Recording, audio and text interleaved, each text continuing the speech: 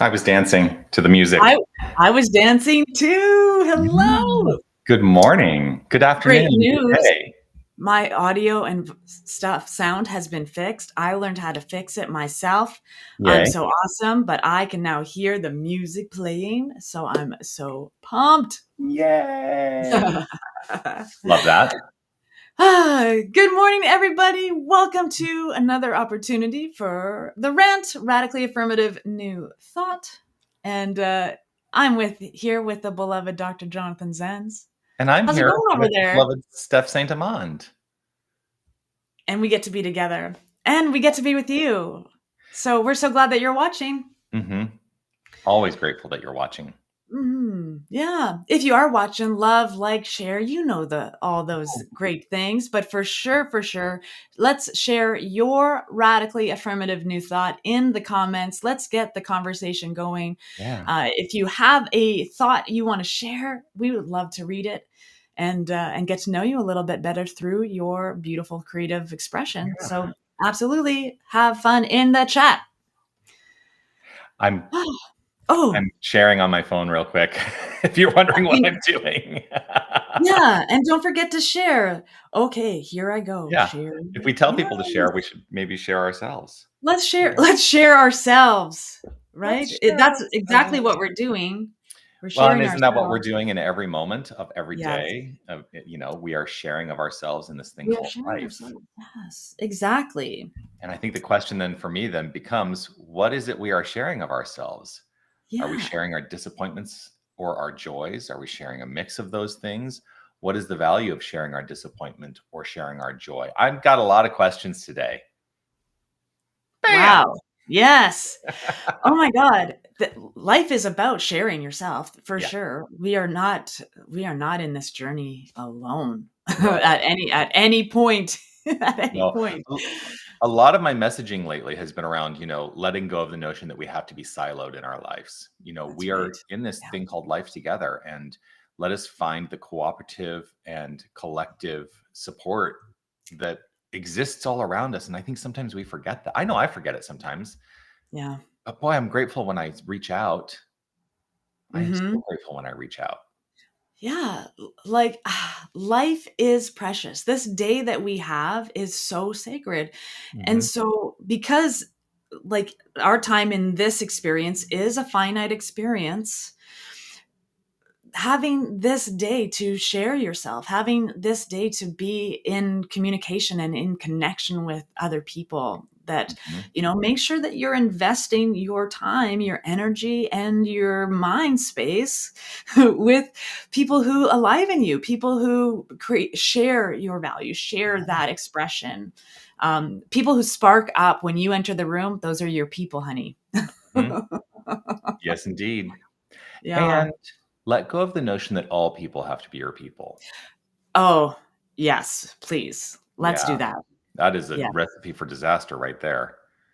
Yeah, yeah. And you know I what? and I that's a huge boulder in the way of a lot of even community building because Mhm. we try to keep the door open for absolutely everyone and love everybody.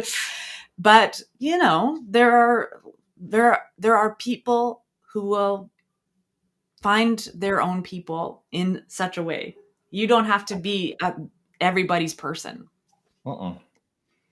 No, and in fact, you're doing yourself a grave disservice by trying to Mm, be everything to all people. yeah. Um, so let go. Be the right you for the Mhm. people that are yours. Does that make Yeah. sense? And so the best way to find your people is to actually find yourself, Yeah. Yeah. right?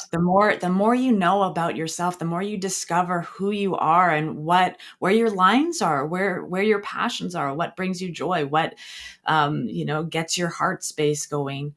Hmm. The You're going to be attracting those people. And so make sure what's inside of you is vibrating at the frequency you want to vibe with, Yeah. and just be in that energy So discovering who you are is the first adventure, Mhm. and then sharing your joy, sharing all of you. I mean, I have a small circle of friends that are that inner circle people, Mhm. the ride or dies. And they're the people in my life who see all of me, all of me. All of me isn't for everyone. That would be exhausting. I've tried it, right? Yeah. I've tried it, but you find your fit, and the people who accept you unconditionally for your authentic stuff, your authentic, raw, real self. Those are the people that are your treasures, right? Mhm. And those are the ones that get all of you. Yeah. There's then there's layers. And then the next layer of people get they don't see the depths of despair or sorrow and me coming out of it. They see the me coming out of it, Mhm. or things like that. There's layers to different relationships and different opportunities to connect. There was a there was a there actually have a construct for this that was introduced to me. I don't remember where I first saw it, but it's been decades now that this is sort of how I've constructed this. And I didn't coin this. Actually, the funny thing is that I remember who coined it and talked about it in this fashion. And it's not someone who leads a publicly spiritual life, um, but it was Neil Patrick Harris, the actor. Oh yeah.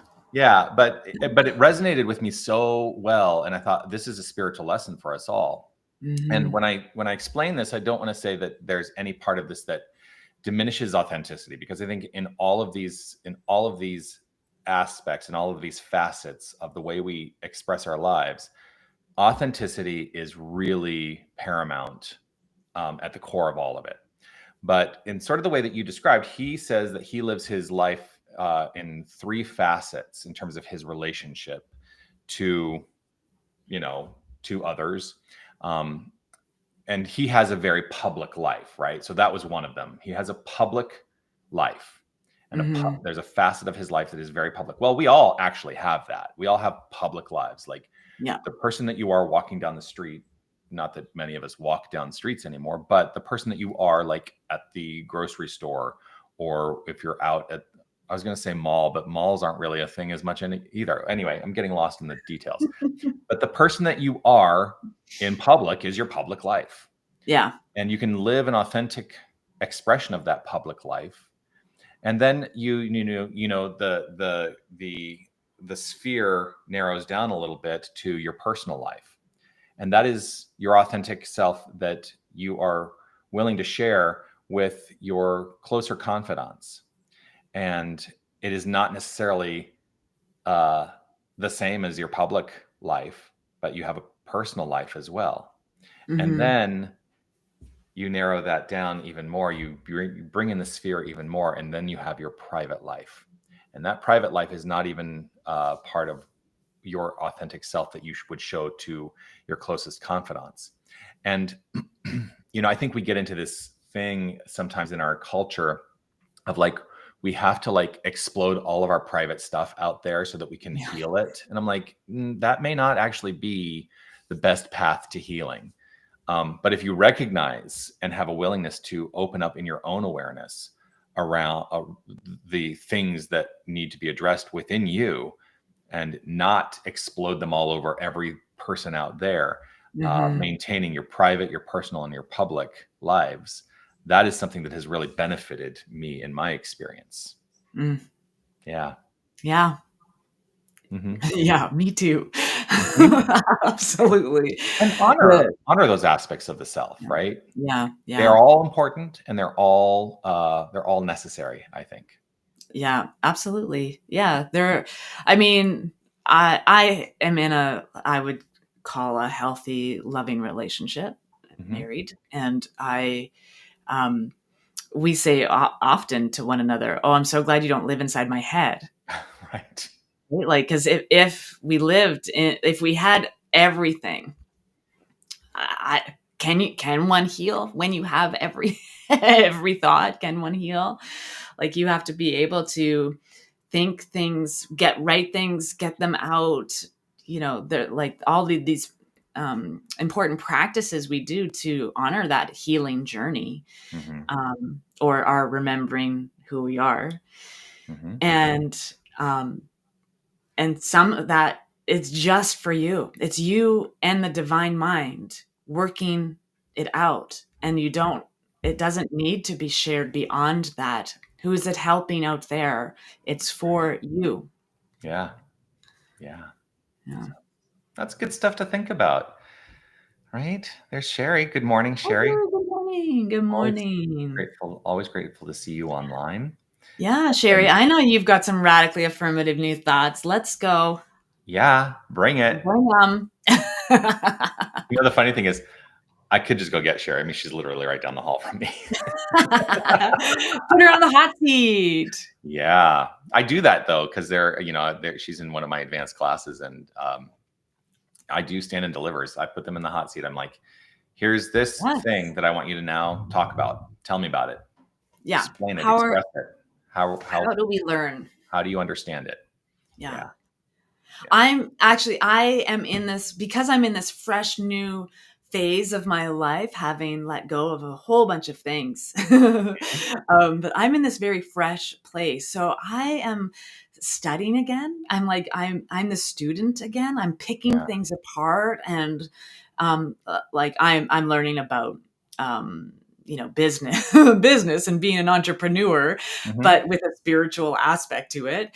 And so I'm just submersing myself back in it. And it's the same way I'm immersing myself back in a daily spiritual practice outside of wake up, say thank you. Like, Right. I am practicing. I am practicing a spiritual life. This is what I'm doing now.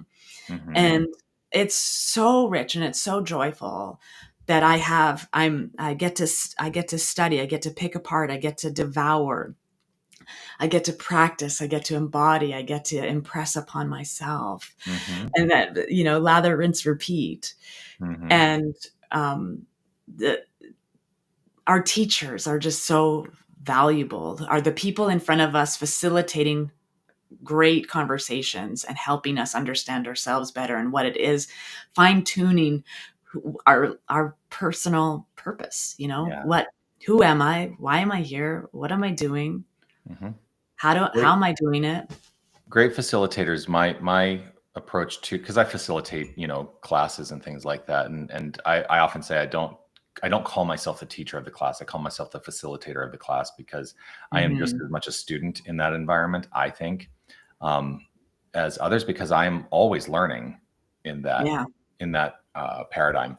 But one of the things that you just made me think of is how do how do I want to phrase this? Um, I don't know how I want to phrase it, but it was something along the lines of, like, how do you approach your own relationship in being a facilitator with those around you? Because there's a funny thing that happens for those of us who've been in spiritual leadership, whether we're ministers or other kinds of spiritual leaders, where we're often put up on a pedestal. Hmm. And I always say, knock us off the pedestal. If you put us up on a pedestal, knock us off, because we're all in this together. And so how do you, what are some of the things that you do to facilitate, like, your relationship in the educational aspect of teaching this philosophy? Like you, I would say I'm a facilitator of Mhm. conscious conversations, Mhm. really. And I um it's really about being the example and living the example.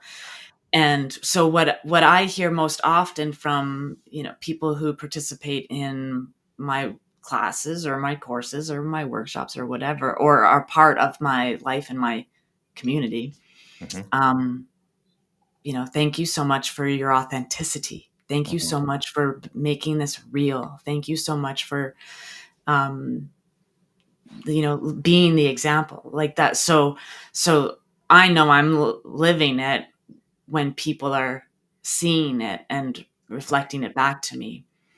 And that's what it is. It's facilitating through being. Right. And I think the greatest facilitators are, when I'm in a class, I strive not to give the answer or to Mm-hmm. say lecture on the doctrine. I'll say, here's something to consider. Yeah, like I would have the answer.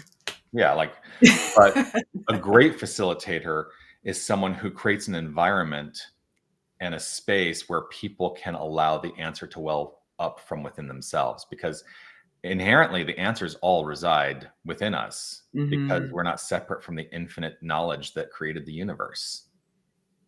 That's right. Yeah. So it's all within. Yeah. And that's what I love about conscious conversation. And that's really how I lead my classes, is conscious Mm-hmm. conversation. Yeah. Yeah. Yeah. It's no different than the Greek philosophers sitting around in a circle and like Mm-hmm. passionately debating, or really like what they were doing was chewing on. Yeah. Like, I had this dream. It was so weird. Can I explain it? It must be true because I dreamt it. And like having this, um, having other people around us to go, no, it was a dream. You woke up in the dream. Like there's, Mhm. and yeah, it's Yeah. important to have people around you that are like helping the gears work. Yeah. Would you be willing, you actually, before we were online live today, you read me something. Mm. I'm wondering if you'd be willing to share that, because it's so Oh, present in your heart. Yeah. From yeah. Tao Te Ching, right? Yes, the And Tao Te it's so Ching. beautiful. I think that it's worthy of being shared I do publicly. too. Yeah. And frankly, I want to My hear it again. favorite version is by Stephen Mitchell translation, the Stephen Mhm. Mitchell translation. But there is probably 7 different Tao Te Chings in the house right now. Mhm. um, I have more Tao Te Chings than I do Bibles, but I have a lot of Bibles. So this is lesson number 67. Mhm. Some say that my teaching is nonsense. Others call it lofty but impractical. But to those who have looked inside themselves, this nonsense makes perfect sense. And to those who put it into practice, this loftiness has roots that go deep. I have just 3 things to teach: simplicity, patience, compassion. These 3 are your greatest treasures. Simple in actions and in thoughts, you return to the source of your being. Patient with both friends and enemies, you accord with the way things are. Compassionate toward yourself, you reconcile all beings in the world. Hmm. Letting myself take that in. And, Beautiful. and this bookmark was drawn by my daughter, my stepdaughter, when she was like 12. And I have been using it as a bookmark ever since then. So lovely. Yeah, I And that it that was, one has really moved me recently. It just keeps coming up in my practice, and yeah. like it's Tammy and I for the past 3 years, our common mantra has been like, keep it simple. We're overcomplicating, keep it simple. Because we have a course, we have a class, we have a workshop, we have something we want to put our whole self into. And we just like, and this and this and this and glitter. And it's like, no, what we have, we remind each other, I'm like, beloved, I remember that we have decided, we have chosen to keep it simple. We're keeping things simple now. So Yeah. let's return to that simplicity. The simple, direct line is the course we are taking. Mhm. And my life, that one philosophy drilled in to a perfectionist and a overachiever and an overdoer, that one sentence has Mhm. absolutely changed how I approach my mission, how I approach my ministry, how I approach Right. my life. There's an idea that has struck me repeatedly throughout my ministerial life, especially. And it is this idea that sometimes we prioritize the form, the structure of the philosophy that we built up to around the philosophy, that we've prioritized that structure to such a degree that we've forgotten about the spiritual root of it. Mm-hmm. And that my desire is, yes, I mean, we have things in the world of circumstance that we are tasked to care for, right? Like, I'm in a ministry that is a quote unquote brick and mortar church.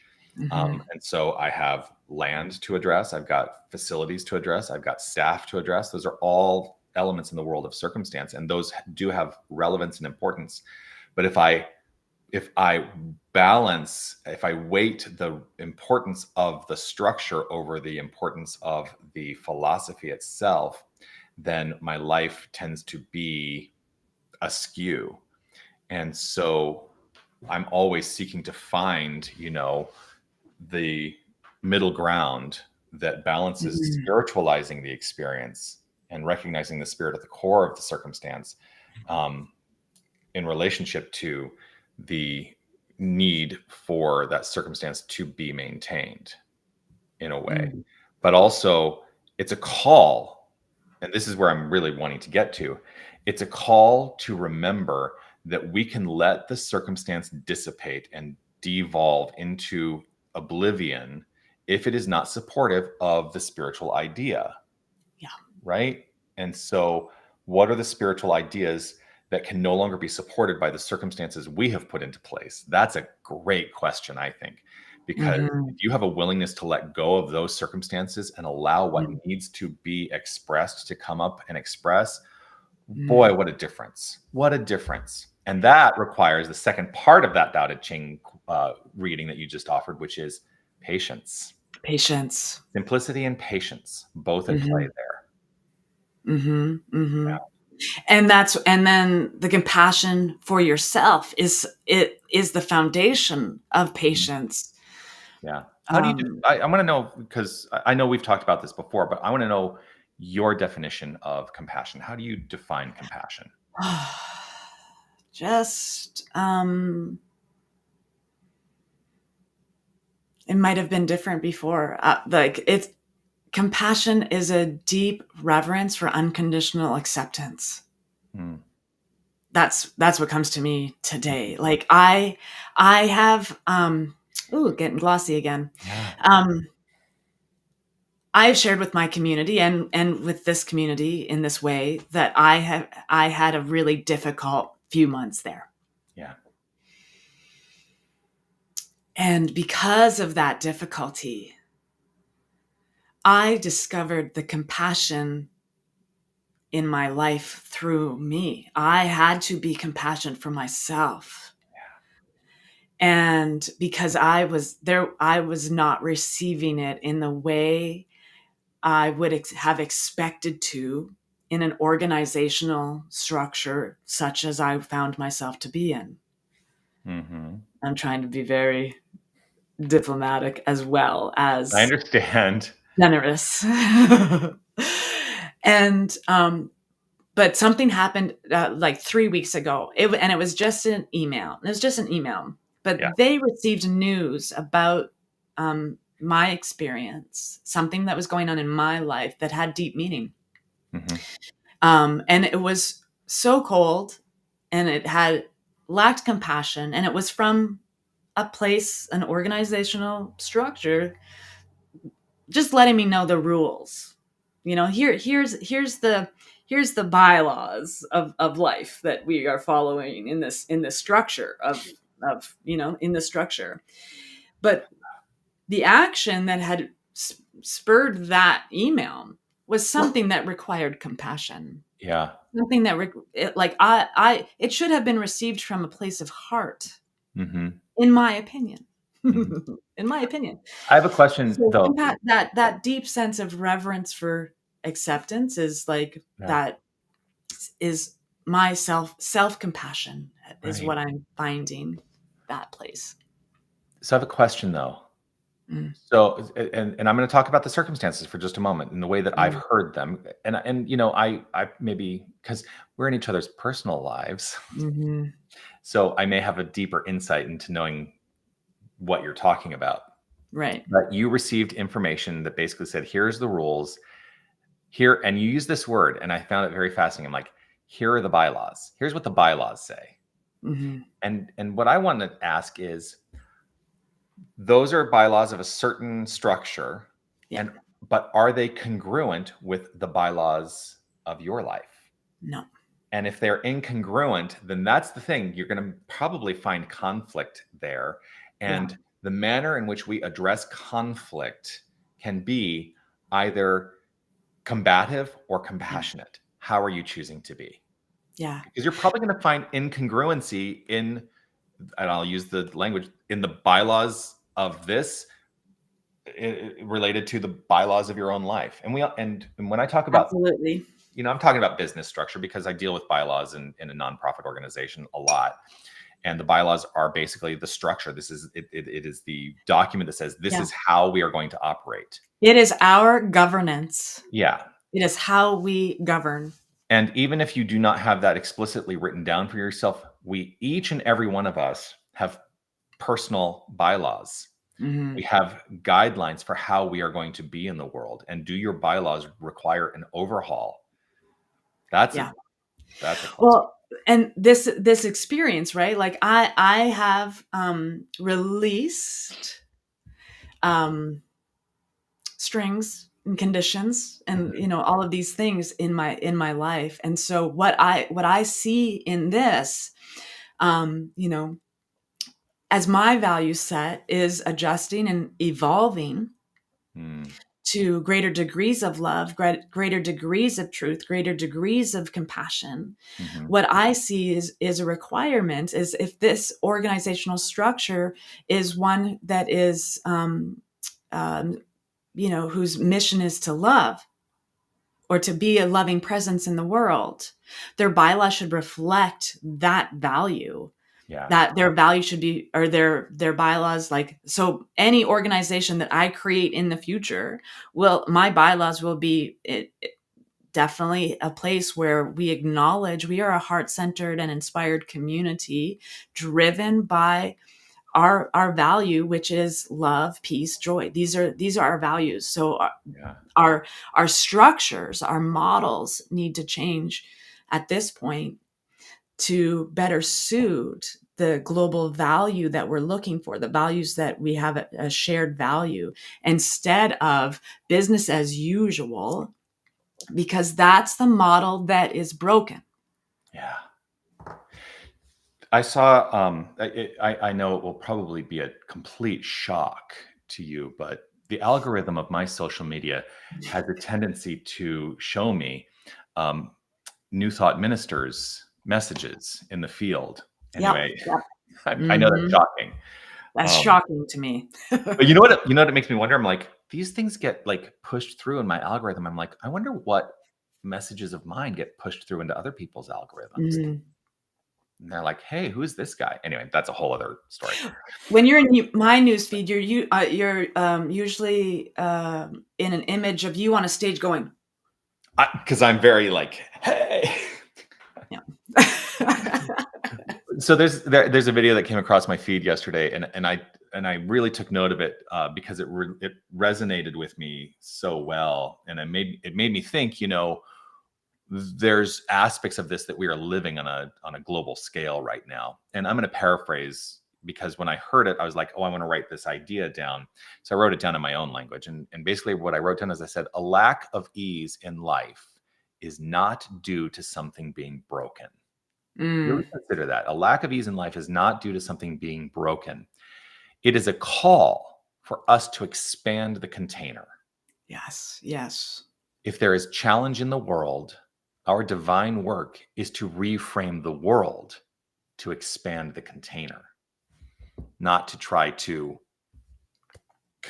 be in conflict with the world. Yeah. And I'm not here to conform or convert anybody to any way of being. I am living my life and being who I'm supposed to be. This is all I'm doing from here on out. Woo! Yeah.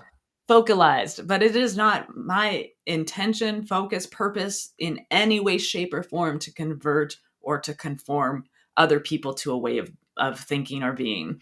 This No. is what has worked in my life in significant ways, and I'm just sharing it. It is exhausting to try to change other people. Oh my God, it is So, exhausting. in the words of Bob Newhart, stop it. Mm. Like, just stop it. We don't need to change other people. What our call is, and I think this is my call in ministry, is to demonstrate the manner in which I change myself to enhance the quality of my experience in life. And that is the greatest Mm. teacher that there is to be the example. Yeah. And not, not in the, we often talk in unity circles, especially, but we talk about this in all New Thought traditions, even though some people like to say, oh, we don't talk about this in religious science, but you do. So get over it. I'm just going to put it out there. Get over it. Yeah. We do have Christian roots in the New Thought tradition, Mm-hmm. but we also have Eastern philosophy roots in the New Thought tradition. And what New Thought was seemingly trying to do was to find the corollaries, Yes. Yeah. that really up to that point had not been deeply explored. But the reason I think that is the reason that I bring that up is because we talk about Jesus, and oftentimes people say the master teacher. I'm like, I will say Jesus was a master teacher among many master teachers. Mm-hmm. But sometimes we like to say the master teacher, like there's no one else that we can learn from. But Jesus was a master teacher, and the power of Jesus's ministry and teaching was that it was a call to, ready? Simplicity, patience, and compassion. Yeah. And we in New Thought do not look at Jesus as we look at Jesus as the example, not what's the word I'm looking for? Exception. Exception, right. Jesus is not the exception. Jesus is the example. And let us all live by example our own lives in simplicity, patience, and compassion. Yeah. I want to throw it out. We've been talking a lot, but I want to throw it out to those of you who are watching. Like, what do you think? What comes up for you? Throw some stuff into the chat. We love to interact with you in the chat, and there's not been much chat today. Maybe we've just been are you so chewing profound. on, you guys? Yeah, we're like they're getting a fountain hose today, They or a are, hose instead of a trickle. Yeah. Part of our nature. We just go. I often joke, and it's become a joke in all my classes, and even on Sundays sometimes, that me as a minister, why would I say in a short sentence what I could say in 100 words? That's right. Or a long paragraph. Like, why not just let it all go? Yeah. We are trained to express in ministry. Yeah. Yeah. Or people who love to express find their way to ministry. That's true. And yes and no. Well, I was on a stage at age 5. Right. And what I have often found is the case is those people who are comfortable being on the stage are frequently uncomfortable being in interaction with groups of people. Think about that. People who tend to be on stage, because this is true of me. Yeah. I identify myself as an introvert, and that surprises people because I can be so gregarious on stage. I can be gregarious in this environment. And yet when people experience me one-on-one, actually when people experience me one-on-one, they're often like, that's a more profound experience. But I can allow myself and rev myself up in these environments as well. Yeah. Anyway. I always say I'm an omnivert. Yeah. I'm because again, people think I'm 100% an extrovert, but Hmm. it's how you rejuvenate and restore your energy that Yeah. makes you an introvert or an extrovert. Right. And I have a lot of alone time. I have a lot of alone time, especially like Sundays. If I was out in a community, by the time I get home, I was just like the fire bad trees pretty. And that's a Buffy reference for those Gen Xers out there. Yeah. Sharon's chewing on a chili cook off entry forms. So I will explain that. Thank you. Here at Unity. So Sherry, if y'all don't know, Sherry is my assistant. Mm. She works full time here at Unity of Tucson. But on November 15th, we're having a chili cook-off event here at Unity of Tucson where we're putting it out there and saying, hey, those of you who make a good pot of chili, make your chili, bring it in, and we're going to do a tasting and invite people to vote on their favorite chili.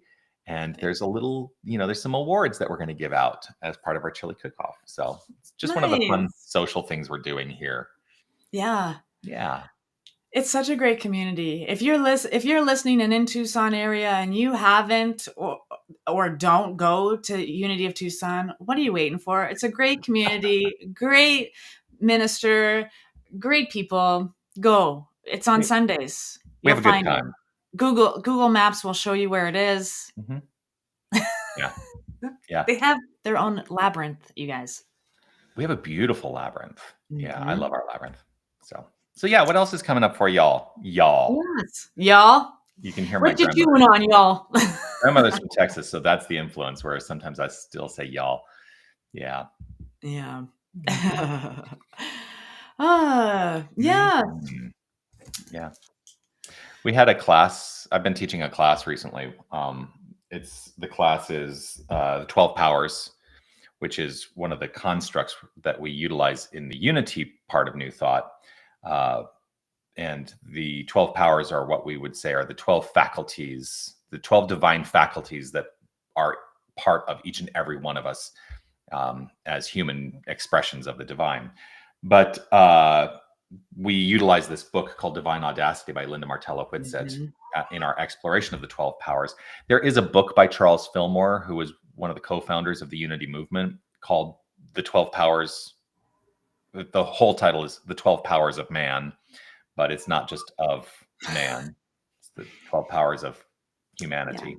They didn't know. They didn't know better. No, it was like They didn't know. it was the accepted language of the time. So Yeah. I give a lot of grace there, but we can also let go of the gendered language. But last night we met, and these were three of the 12 that we had as our discussion last night. So I want to throw this to you out there. If you have any thoughts on this, or you, Steph.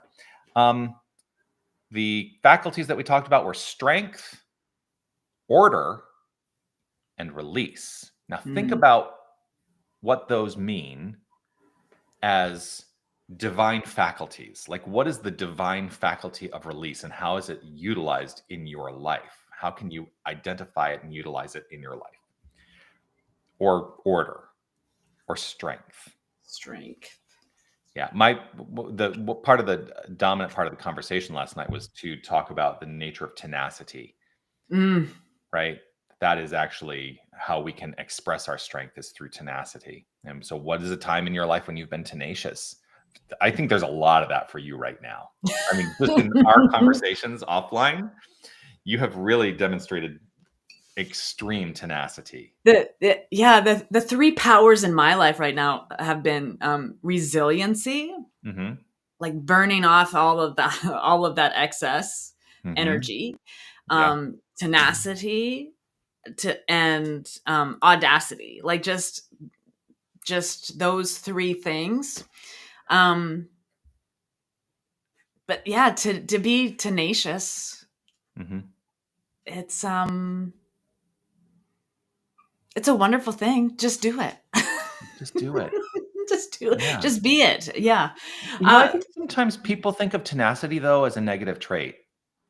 I think sometimes that happens. And so, I think part of the exploration that we may want to encourage is let us all go on that inner journey of determining, do we tend to think of tenacity as a positive or a negative trait? And how does that then affect our Mhm. expression in life? Because if we think of it as a negative trait, we probably will then hold back Yeah. our tenacity in the world. So got the definition for Mhm.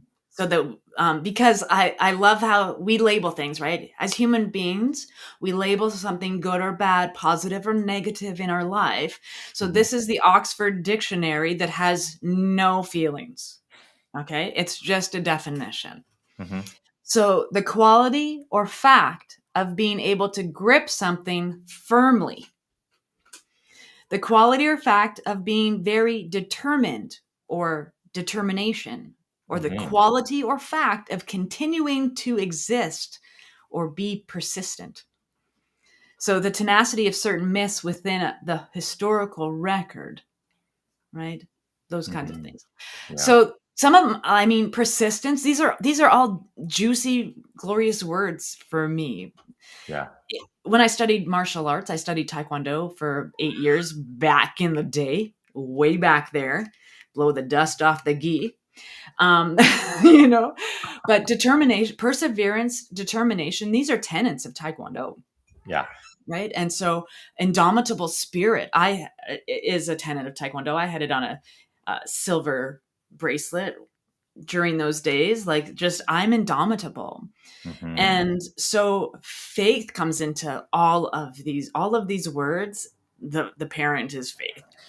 Yeah. Faith in yourself. How do you be tenacious? You have to have faith in yourself. Like persistent determination, faith that the outcome is what you want it to be, determination. These are powerful words. Mhm. And I'm back in martial arts technically. I'm week 2 of Tai Chi, Nice. and it's that same thing, discipline and determination to be centered in your chi Mhm. all of the time. Yeah. That's what Tai Chi is, to be centered, and that takes determination and discipline. So all of these beautiful things, strength, order, release, these are the things, the 12 powers, but it could easily be perseverance, determination. Right. Um, yeah. And one of the things I always introduce when I teach this class is I say these are 12 faculties, 12 divine faculties, as Charles Fillmore defined them and synthesized them into a system that is functional and usable. Mhm. Um, but I don't believe these are the only 12 divine faculties, right? As Yeah. you've already demonstrated, they're like, here's the thing. These are the 12 faculties as they were articulated by Charles Fillmore: faith, understanding, will, which I always say is willingness, Hmm. imagination, zeal, that's my favorite, power, love, wisdom, strength, order, release, and life. But what resonates for you as a divine faculty? It may be Hmm. something that's not even on this list. And to start to work with that in your life is a great spiritual practice. Yeah. How will you apply that in your life in a prayerful way? Because they're all descriptive words. Hmm.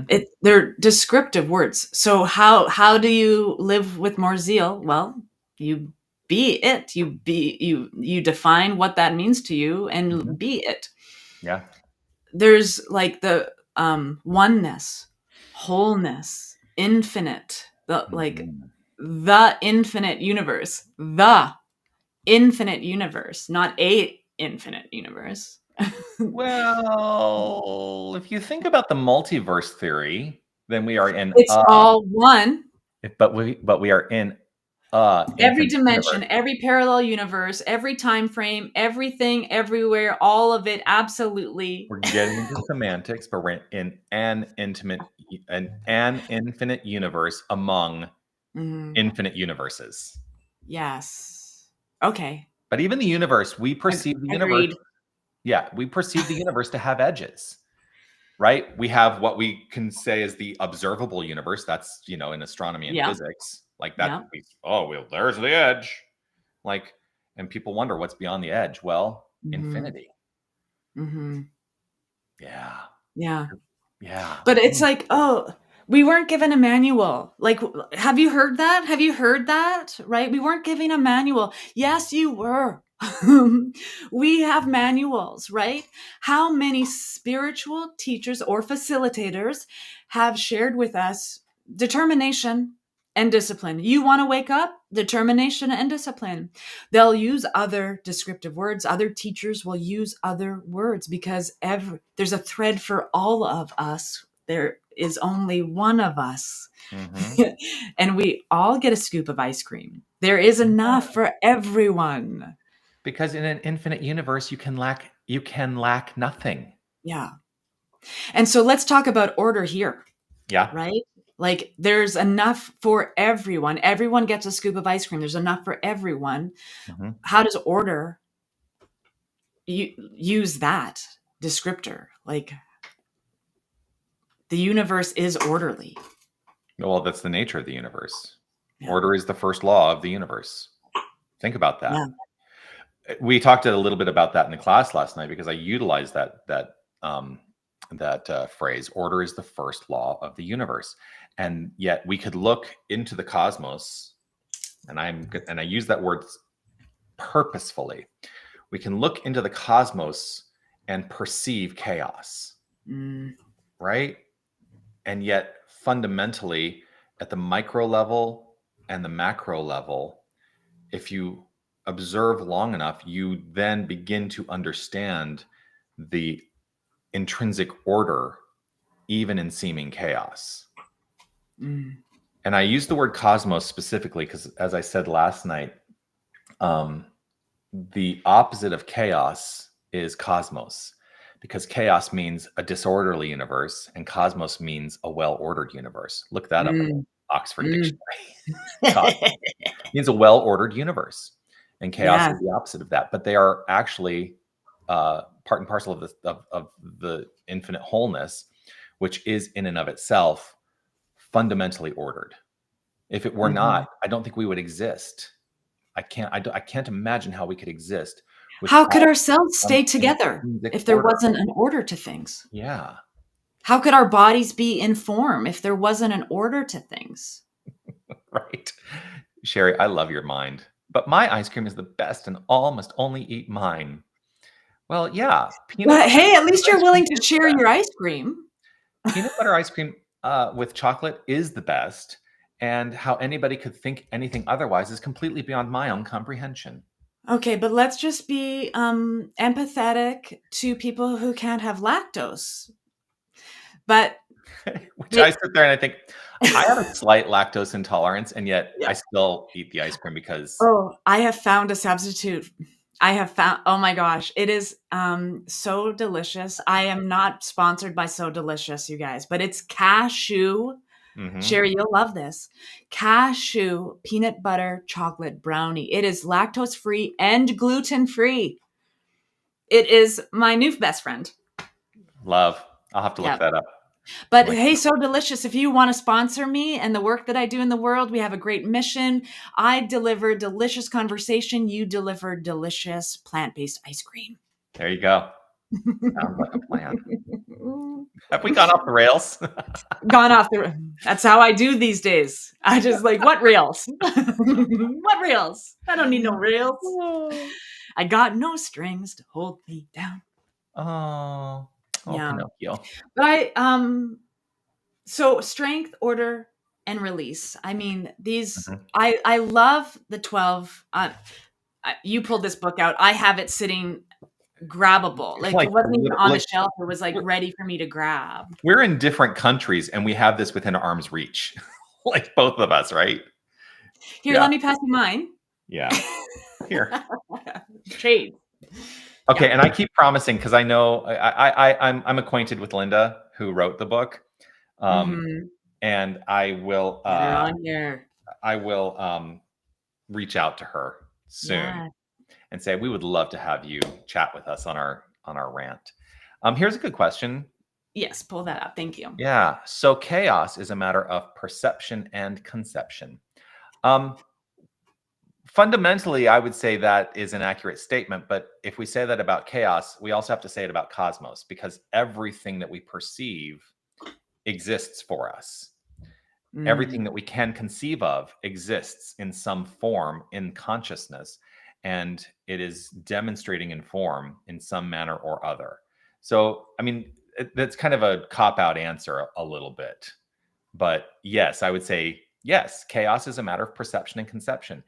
mhm, So the question is, if you perceive your life to be in chaos, do you have a willingness to go on the conscious journey to perhaps dive in or pull back far enough to understand the intrinsic order in the midst of seeming chaos? And mhm, how might that journey through spiritual practice, how might that journey enhance the quality of your life? Because you're going to have to make decisions about whether or not you're going to allow that to persist in your life.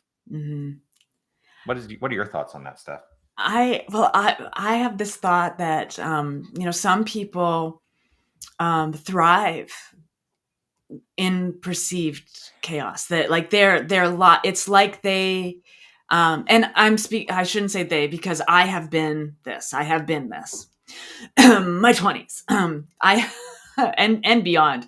But I have been this thing Mhm. where um drama was everywhere. My life felt chaotic, but I was receiving the things that I needed.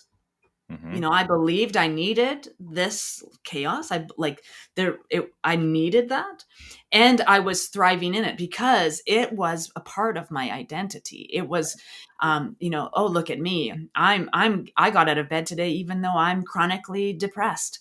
It was a part of my identity. And so letting go or shedding or releasing those perceptions or beliefs I had about myself, Mhm.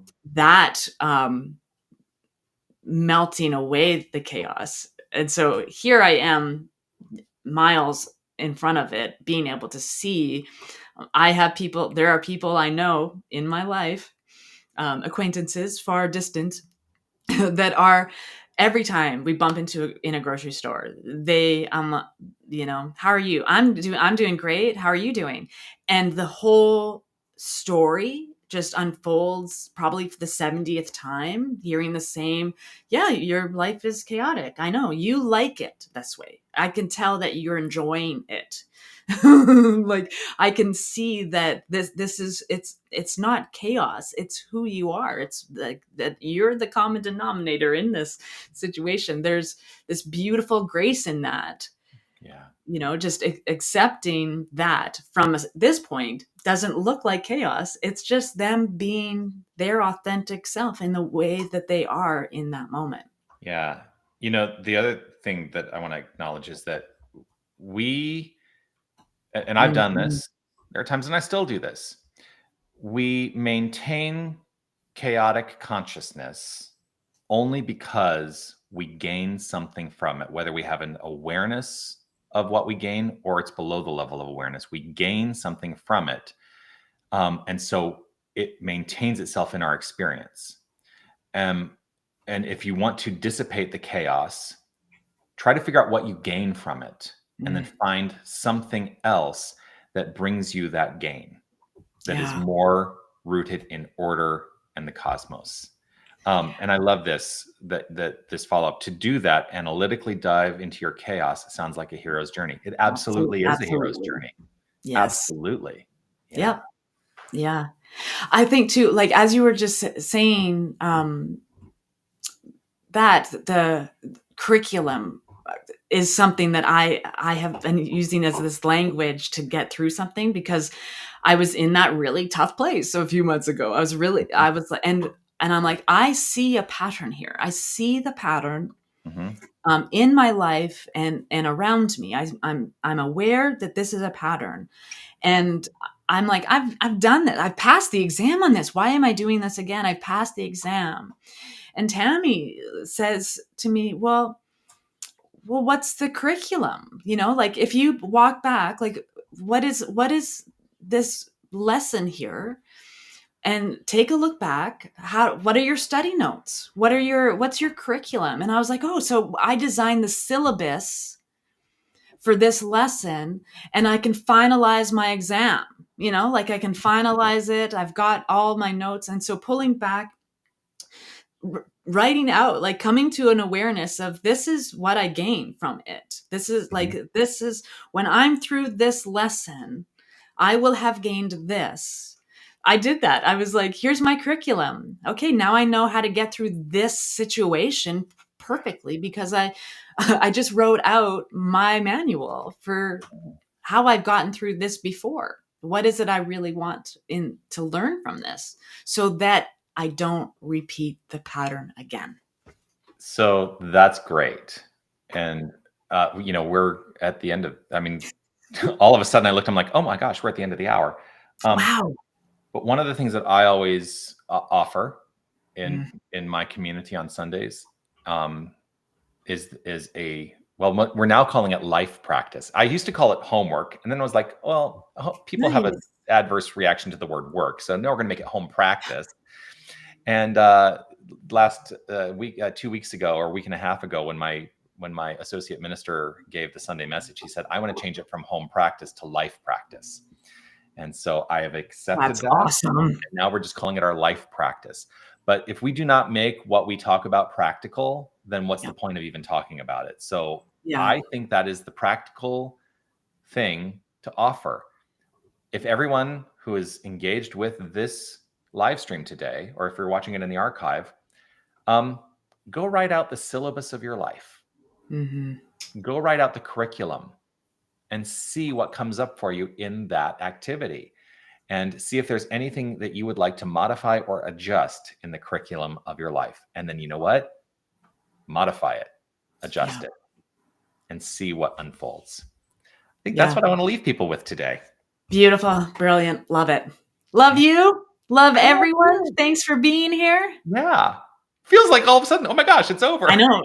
All of a sudden. But if you want to, you know what? There's our emails. If something comes up for you, please feel free to email us. We are always welcoming. We love to receive emails. And if you have a topic that you'd like us to, rant on, let us know. Absolutely. Yeah. Awesome. Oh, I'm pressing buttons. Bye, everybody. See you next week. Bye, everybody.